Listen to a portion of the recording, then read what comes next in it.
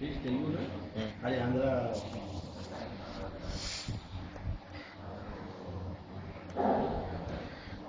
بالله من الشيطان الرجيم. بسم الله الرحمن الرحيم.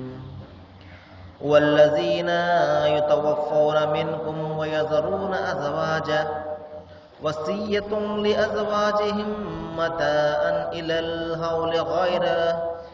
الهول غير إخراج فإن خرجن فلا جناح عليكم فيما فعلنا في أنفسهن من معروف والله عزيز حكيم. وللمطلقات متاع بالمعروف حقا على المتقين. صدق الله. అనంత కరుణామయుడు, అపార కృపాశీలుడు, పాలకుడు, పోషకుడు, సర్వలోక ప్రభు అయిన సృష్టికర్త అల్లాహ్ శుభనామంతో ప్రారంభిస్తున్నాను. సోదరులారా, సోదరిమణులారా, అయ్యలారా, అమ్మలారా, అస్సలాము అలైకుం రహమతుల్లాహి వబరకాతు. ఇంతవరకు మీ ముందు మానవులందరి ప్రభువు, సృష్టికర్త, సర్వేశ్వరుడు, మనందరి ప్రభు అయినటువంటి అల్లాహ్, ఆయన చివరి ప్రవక్త, కారుణ్యమూర్తి, మహాప్రవక్త ముహమ్మద్ సల్లల్లాహు అలైహి వసల్లం వారి మీద అవతరింపజేసినటువంటి చివరి మార్గదర్శక దైవ గ్రంథం దివ్య ఖురాన్ నుండి 2వ అధ్యాయం 240 వాక్యం యొక్క అరబీ మూలమును పఠించడం జరిగింది. సోదరులారా, ఇంతవరకు మనము భార్యాభర్తల మధ్య విడాకులు అనే సమస్య వచ్చినప్పుడు ఇటువంటి పద్ధతులు పాటించాలి, ఇటువంటి మార్గదర్శకత్వాన్ని అనుసరించాలి, ఏ విధానం ద్వారా మనము సరైనటువంటి మార్గదర్శకత్వాన్ని పొందుతాము అన్న విషయాల గురించి చాలా విపులంగా తెలుసుకోవడం జరిగింది. మరొక అంశాన్ని గురించి ఇక్కడ దైవము ప్రస్తావిస్తున్నాడు. అదేమిటంటే, మీలో ఎవరైనా మరణించి వారి భార్యలు సజీవంగా ఉన్నట్లయితే వారు తమ భార్యలకు 1 సంవత్సరం వరకు భరణ ఖర్చులు ఇవ్వాలని, అంతేకాకుండా వారిని ఇంటి నుండి బహిష్కరించరాదని ఒక వీలునామా వ్రాయాలి.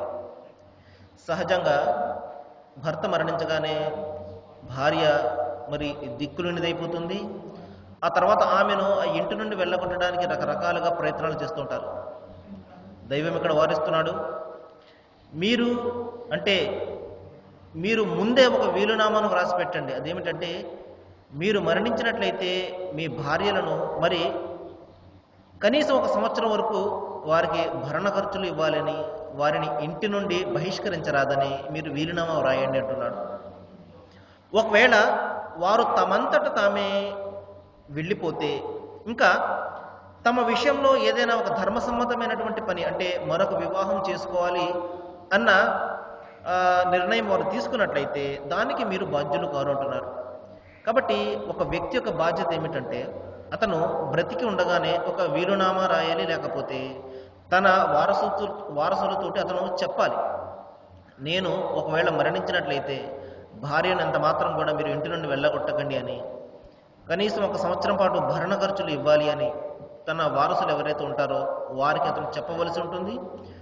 ఒకవేళ ఆ భార్య ఈ సంవత్సరం లోపే మరి తను మరొక వివాహాన్ని చేసుకోవాలి అని ఆమె నిర్ణయించుకుని ఇంటి నుండి వెళ్ళిపోయినట్లయితే అప్పుడు ఆ వారసులకు ఏ బాధ్యత కూడా ఉండదు. ఆ తర్వాత అల్లాహ్ సర్వాధికారి మరియు సర్వము తెలిసినవాడు. అదేవిధంగా మరొక విషయాన్ని గురించి కూడా ఇక్కడ దైవం చెప్తున్నాడు, విడాకులు ఇవ్వబడినటువంటి స్త్రీలకు సముచితంగా మీరు ఎంతో కొంత ఇచ్చి సాగనంపండి. ఈ విషయాన్ని గురించి గతంలో కూడా మరి ప్రస్తావనకు రావడం జరిగింది. మరి విడిపోయిన తర్వాత సహజంగా ఆమెకు మనకు ఏమాత్రం కూడా సంబంధం లేదు అని ప్రవర్తిస్తుంటారు. కానీ మీరు ఆ విధంగా చేయకండి. పరస్పరము ఔదార్యాన్ని మీరు ప్రదర్శించకండి. ఎందుకంటే మరి ఇది దైవభక్తికి సమానమని దైవం చెప్పడం జరిగింది. వఅఫు అంటున్నాడు, మీరు ఒకరినొకరు క్షమించుకోండి అంటున్నాడు. లి అఖ్రబు తఖ్వా అంటున్నాడు, ఇది భయభక్తులకు సమానమైనది అంటున్నాడు. కాబట్టి మీరు వారిని పంపివేసినప్పుడు కూడా, పంపుతూ ఉన్నప్పటికీ కూడా మీరు ఎంతో కొంత ఇచ్చి వారిని సాగనంపండి అంటున్నాడు.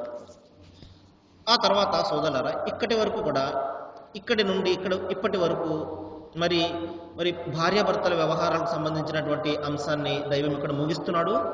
మరొక అంశాన్ని గురించి ఇక్కడ దైవం తెలియజేస్తున్నాడు. అదేమిటంటే జాలిక లియుబయ్యినుల్లాహు లకుం ఆయాతిహి లఅల్లకుం తఅఖిలూన్.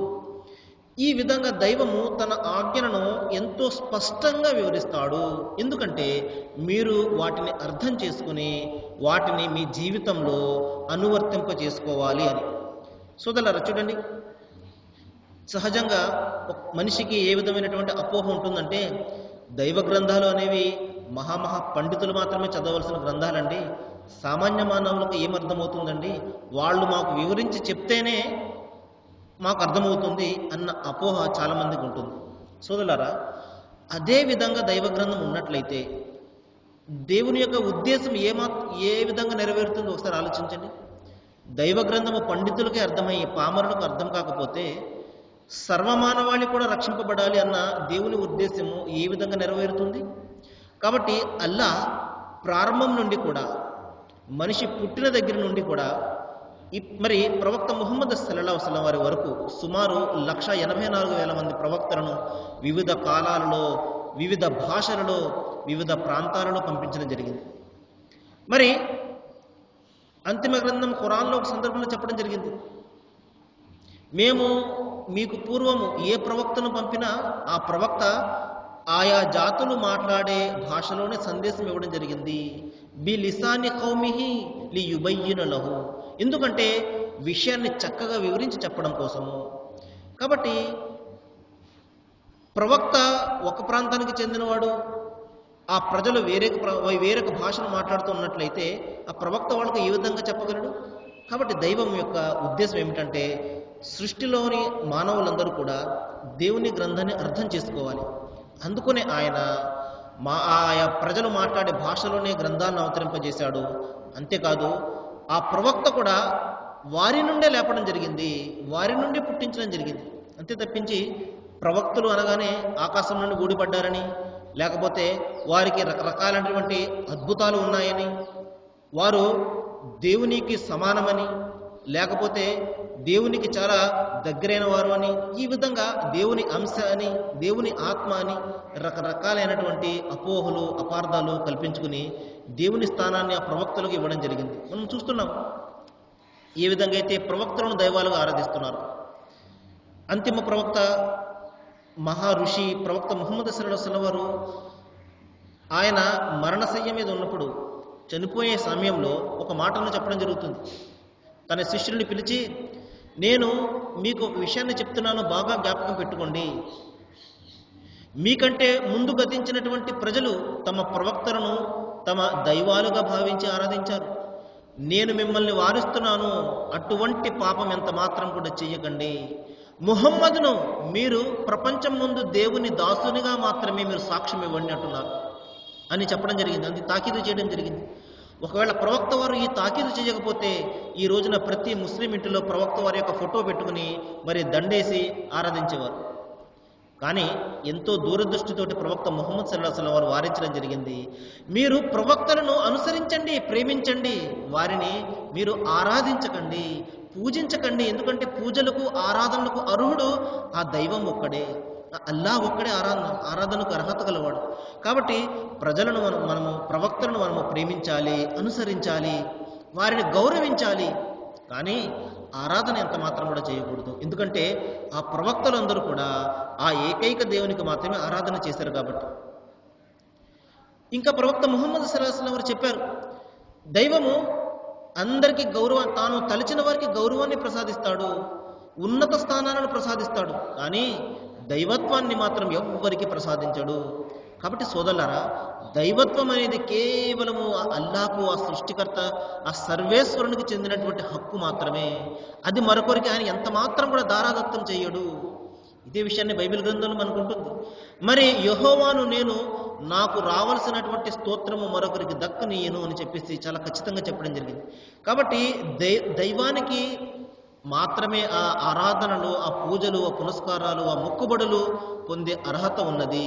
ఈ విషయాన్ని మనము గమనించి మనలో ఎవరికి మనకు బాగా నచ్చినట్లయితే వారికే దేవుని స్థానాన్ని ఇవ్వడము మనకు పరిపాటి అయిపోయింది, మనకు అలవాటు అయిపోయింది. కానీ సోదరులారా, మనకు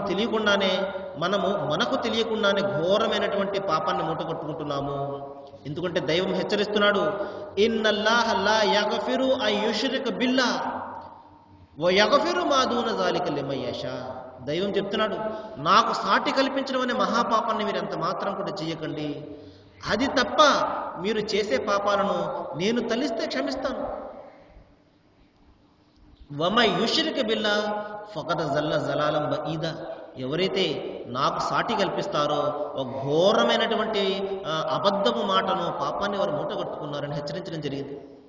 కాబట్టి సోదరులారా, కానీ శైతాను మనకు ఈ తప్పునే చేయిస్తుంటాడు. చాలా మంచి మంచి పనులు మనం చేస్తుంటాం. ఉదాహరణ చూడండి, చిన్న ఉదాహరణ చెప్తాను. ఒక కొత్త నోటు ఉంది మన దగ్గర, 1000 రూపాయల నోటు ఉంది, తళతళలాడే నోటు ఉంది, కానీ మధ్యలో చిల్లు ఉంది. అది ఏమైనా పనికొస్తుందా? కొత్త నోటే కదా అని చెప్పేసి ఎవరైనా చూసుకుంటారా? అదేవిధంగా సోదరులారా, మన కర్మలు, మన పనులు ఎంతో అందంగా ఉన్నాయి. మంచి మంచి పనులు మనం చేస్తున్నాము. సమాజంలో మరి చాలా ఉన్నతమైనటువంటి మంచి మంచి పనులు మనం చేస్తున్నాము. కానీ మన చేసే పనులలో మరి ఆ దైవభీతి, దేవుని ఏకత్వము అనే పునాది లేకపోతే మనము చేసిన ప్రతి పని కూడా వ్యర్థమైపోతుంది సోదరులారా. దైవం అంతిమ గ్రంథం ఖురాన్లో చెప్తున్నాడు, మీ కర్మలను నిన్ను తీసుకుని ధూళి మాదిరిగా ఎగురు వేసేస్తానంటున్నాడు. ఎందుకంటే అసలైనటువంటి పునాది దైవభీతి అనేది, దైవం ఒక్కడే అన్న ఆ సిద్ధాంతము మనిషిలో ఉండడం లేదు ఈ రోజున. కాబట్టి సోదరులారా, ఇంకొక విషయం ప్రధానంగా గమనించవలసిన విషయం ఏమిటంటే, దైవము అనాది నుండి కూడా ఒకే ధర్మాన్ని బోధించాడు సోదరులారా. చాలామంది భావిస్తుంటారు, ఒక్కొక్క మతానికి ఒక్కొక్క ధర్మం అండి, ఒక్కొక్క పద్ధతి అని చెప్పేసి. హైందవ సోదరులకు హైందవ ధర్మము, ముస్లిం సోదరులకు ఇస్లాం ధర్మము, క్రైస్తవ సోదరులకు క్రైస్తవ ధర్మము. ఈ విధంగా దైవాన్ని వాటాల కింద విడగొట్టేశాడు మనిషి. కానీ సోదరులారా, ఒక్కసారి దైవ గ్రంథాన్ని మనము మనసు పెట్టి మన బుద్ధిని, మన వివేకాన్ని, ఆలోచనను మనము ఆలోచింపజేసి చదివినట్లయితే నిజమైనటువంటి ఆ గ్రంథాలను అర్థం చేసుకున్నటువంటి వ్యక్తి ఎంత మాత్రం కూడా ఈ విధమైనటువంటి విభేదాల్లో పడడు. ఎందుకంటే దైవము అందరికీ ఒక్కడే అయినప్పుడు ఆయన ధర్మం కూడా ఒక్కటిగానే ఉంటుంది. ఈ విషయాన్ని మనం గమనించాలి. కాబట్టి మతాలు అనేవి మనిషి కల్పించుకున్నవి. కాబట్టి మతాలు రకరకాలుగా ఉంటాయి. ప్రాంతాలను బట్టి మారిపోతుంటాయి, వ్యక్తులను బట్టి మారిపోతుంటాయి, ఇంకా భాషను బట్టి మారిపోతుంటాయి మతాలు. ఎందుకంటే మతాల యొక్క పునాది మనిషి యొక్క ఊహ ఉంటుంది, మనిషి ఆలోచన ఉంటుంది, తాత ముత్తాతల ఆచారాలు ఉంటాయి. కాబట్టి ఒక సిద్ధాంతం అనేది ఉండదు మతానికి. కానీ ధర్మం అనేది అలా ఉండదు సోదరులారా. ధర్మము ఎప్పటికీ ఒకటిగానే ఉంటుంది. అనాది నుండి కూడా, మనిషి పుట్టిన దగ్గర నుండి చివరి ప్రవక్త మరి ముహమ్మద్ ప్రవక్త సల్లల్లాహు అలైహి వసల్లం వారు, మొదటి ప్రవక్త అయినటువంటి, మొదటి మానవులైనటువంటి ఆదాము దగ్గర నుండి చివరి ప్రవక్త ముహమ్మద్ సల్లల్లాహు అలైహి వసల్లం వరకు దైవం మానవాళికి ప్రసాదించినటువంటి ధర్మము ఒకటే ఒక్క ధర్మం. ధర్మం ఎంత మాత్రం కూడా మారదు. దాని పునాది ఎంత మాత్రం కూడా పునాది ఇప్పుడు కూడా ఒకే విధంగా ఉంటుంది. అయితే ఆచరణ విధానం మారవచ్చు, ప్రార్థనా విధానం మారవచ్చు, కానీ ప్రార్థించడము ఆ ఒక్కరి దైవానికి అన్న సిద్ధాంతం మాత్రం మారదు. ఈ విషయాన్ని మనం అర్థం చేసుకున్నట్లయితే సోదరులారా, మన జీవిత సత్యాన్ని మనం గ్రహించినట్లే. కాబట్టి ఒక్కొక్కరికి ఒక్కొక్క మతం, ఒక్కొక్క ధర్మం అని చెప్పేసి ఎంత మాత్రం కూడా లేదు సోదరులారా. ఆది నుండి దైవం ఒకే ధర్మాన్ని బోధించాడు. అదేమిటంటే ఏకేశ్వర ఉపాసన అంటే ఒకే దైవాన్ని ఉపాసించడము. దీనిని సనాతన ధర్మం అని వేదాలలో చెప్పడం జరిగింది. దీనిని అంతిమ గ్రంథం ఖురాన్లో ఇస్లాం అని చెప్పడం జరిగింది. ఇస్లాం అంటే శాంతి, మరి దైవం ఒక్కనికి మాత్రమే లొంగి జీవితం గడపడము, దైవం ఒక్కనికే ఆరాధన చేయడము, ఏకేశ్వరోపాసనను చేయడాన్ని అరబీ భాషలో ఇస్లాం అని పిలుస్తారు. కాబట్టి ఈ ధర్మాన్ని దైవము అనాది నుండి కూడా మరి మానవాళికి బోధించడం జరిగింది.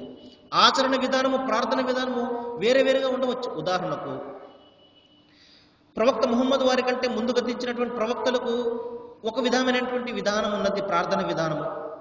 ప్రవక్త వారికి దైవము ఒక విధానాన్ని సూచించడం జరిగింది. అయితే ప్రార్థించే విధానము ఎలా ఉన్నా మరి ప్రార్థన మాత్రము ఆ దైవం ఒక్కనికి మాత్రమే చేయవలసి ఉంటుంది. అయితే ఇక్కడ ఒక ప్రశ్న ఏంటంటే, అదేమిటంటే మరి ప్రార్థన విధానం వేరేగా ఉన్నా అందరినీ మరి ప్రార్థించేది ఒక్క దైవానికే కదండి, మరి ఎవరు నచ్చిన విధంగా వారు ప్రార్థించవచ్చు కదండి అన్న ప్రశ్న వస్తుంది. సోదరులారా, ఎవరికి నచ్చిన విధంగా వారు ప్రార్థించేది అయితే దైవము తన అంతిమ ప్రవక్తను ఎందుకు పంపుతాడు? అంతిమ గ్రంథాన్ని మరి ఎందుకు పంపుతాడు? కాబట్టి మన యొక్క బుద్ధిని, మన వివేకాలను ఇక్కడ ఉపయోగించి మన సొంత పద్ధతులను కల్పించుకోవడానికి దైవం మనల్ని విడిచిపెట్టలేదు.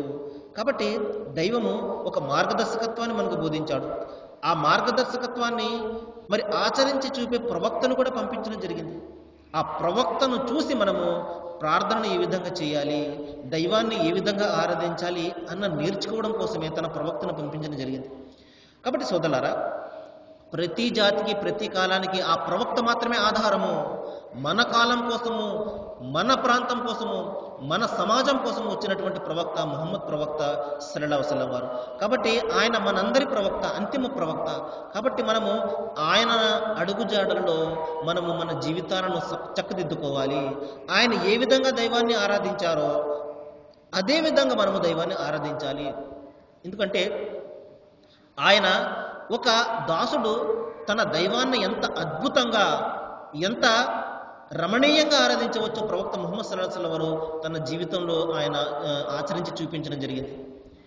ప్రవక్త వారు నడిరేయి లేచి మరి దైవాన్ని ప్రార్థిస్తున్నప్పుడు పొద్దస్తమానానికి అనేకమైనటువంటి పనులు, దైవ ధర్మాన్ని నలుగురికి కూడా చెప్పాలన్న మహత్తరమైనటువంటి ఒక బాధ్యత ఆయన మీద ఉన్నప్పటికీ, ఎంతో కష్టపడుతూ ఉన్నప్పటికీ కూడా తినడానికి తిండి లేనటువంటి సుమారు 2-3 రోజుల పాటు ఇంటిలో పొయ్యి కూడా వెలగినటువంటి పరిస్థితుల్లో కూడా, అటువంటి పరిస్థితుల్లో కూడా ఆయన నడిరేయి లేచి ప్రార్థనలు చేస్తున్నారు గంటల కొద్దీ.